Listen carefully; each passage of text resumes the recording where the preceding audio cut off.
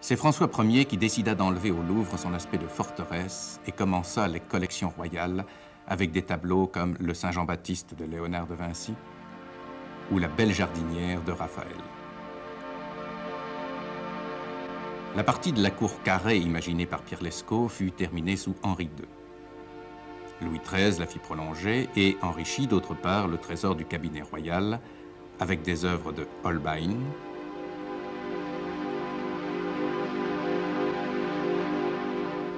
du Titien et de Rubens.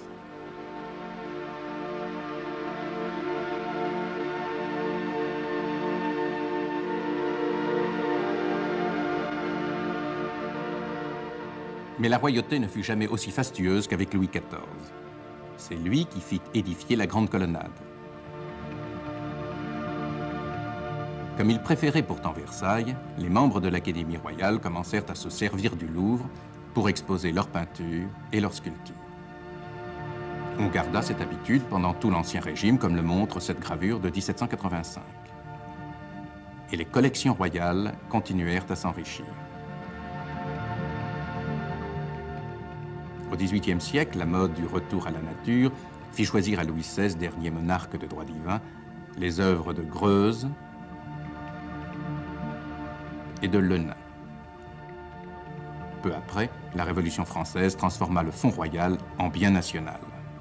Le 16 septembre 1792, un décret de l'Assemblée législative transforma officiellement le Louvre en musée, mais c'est Napoléon qui lui conféra sa fonction encyclopédique en y accumulant des œuvres prises à l'ennemi.